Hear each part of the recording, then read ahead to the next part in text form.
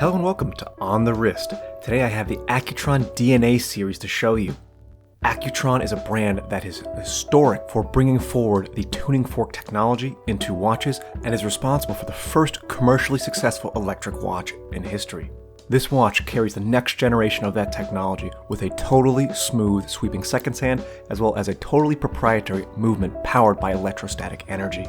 I have two color options here to show you today, and after a quick introduction, we'll get into a full technical review of the DNA series.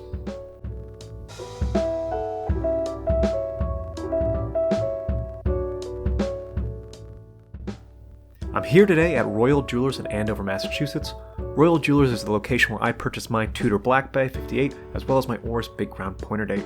They have been kind enough to let me film this video on site, so thank you to Royal Jewelers, and I highly recommend if you're in Massachusetts, you check them out. Link in the description. I want to start off by talking about who Accutron is and why they are important.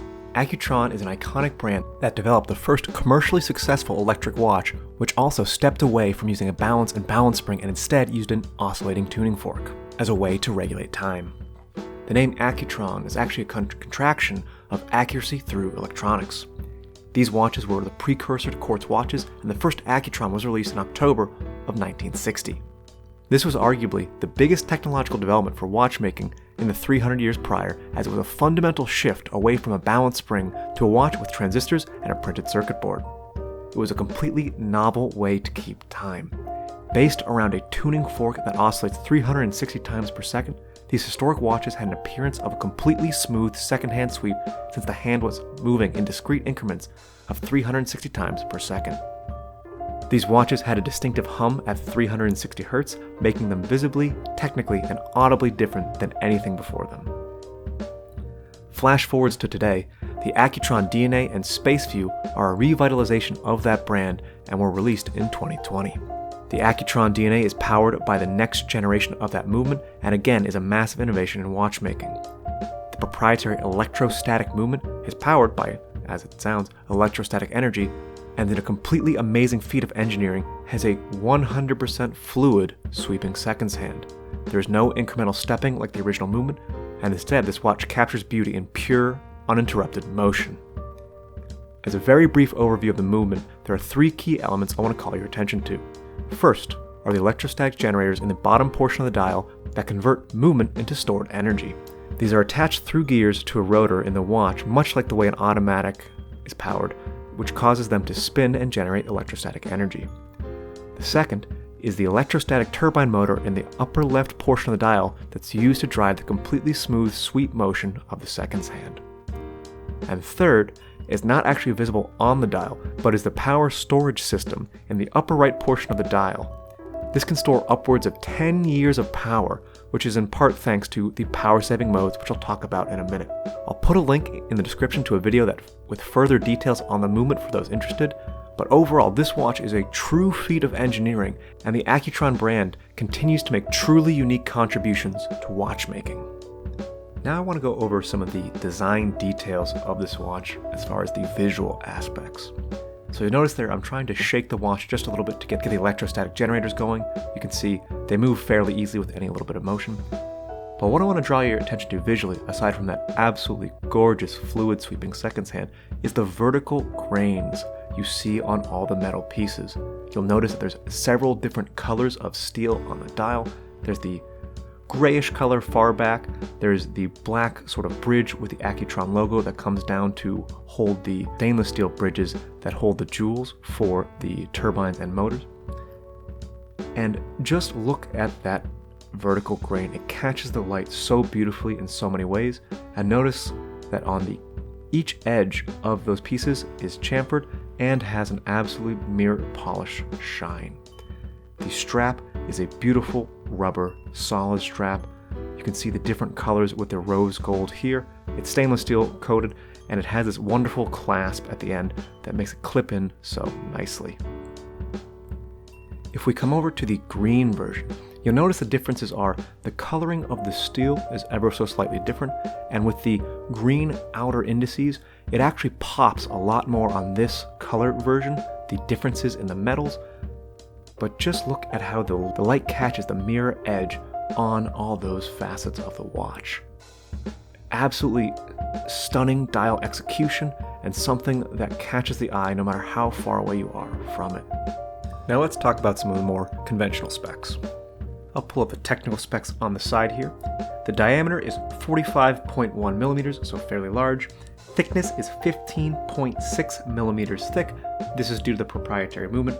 Water resistance is 50 meters, and this is of course a fully electric watch with a proprietary movement.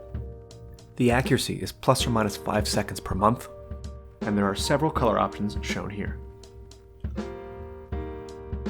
And as you can see, there's lume on the minute, hour hand, and the indices, which from head on don't seem that bright, but when you get a look at that profile, you see how much lume there really is. The case back is a totally solid case back with the warning Accutron Service Center only. So one thing to note about this watch is if you have any issues, you are certainly going to need to go to a certified Accutron service location. And one important warning from the manufacturer is do not use these with watch winders. Might be they don't want the over rotation or something to do with the magnetism usually associated with some of the winders. And the last technical detail I want to cover is the power save functions. So as you can see here, if you pay attention closely, the second hand is not moving. If the watch is not moved for 5 minutes, it will enter the power save mode where the seconds hand will stop at the 12 o'clock. It will keep tracking time. However, to save power, because the sweeping second hand motion consumes a lot of power, it will stop the second hand. After 10 days of no movement whatsoever, a different feature called the energy conserving function will stop the hour and minute hand until a little bit of motion is added to restart all 3 hands. So now let's get a couple shots on the wrist. But real quick, let's check what time it is. It looks like it's time to like and subscribe. Did you know that less than 3% of viewers are actually subscribed to the channel? So if you are enjoying this video and like my content, I would really appreciate if you hit that subscribe button because it will significantly help this video in the YouTube algorithm. But thank you for watching, and let's get back to the review. And here we have it on my 7¼ inch wrist. I really love the visual design of this watch, but it is for me just kind of big. At 45.1 millimeters, it dominates my wrist. I think it's maybe not too big, but definitely larger than I'm typically comfortable wearing. The rubber strap is super comfortable, and because it's downturned, it really helps size-wise.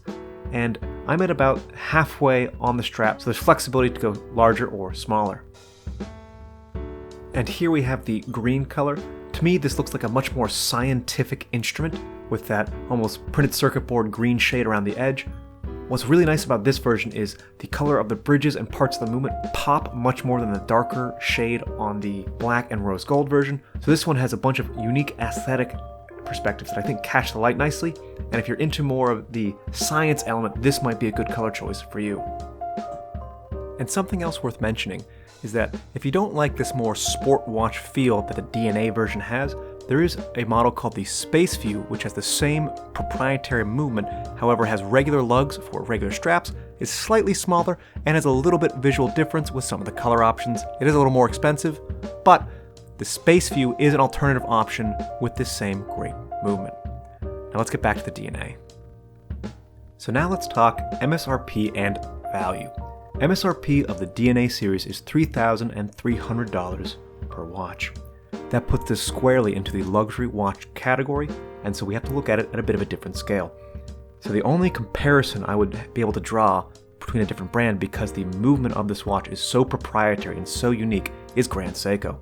Grand Seiko's spring drive also offers a completely smooth sweep with some very beautiful finishing, but the least expensive spring drive you can get new is about $4,500. And I did find a couple used options in at about the same price point as this Accutron.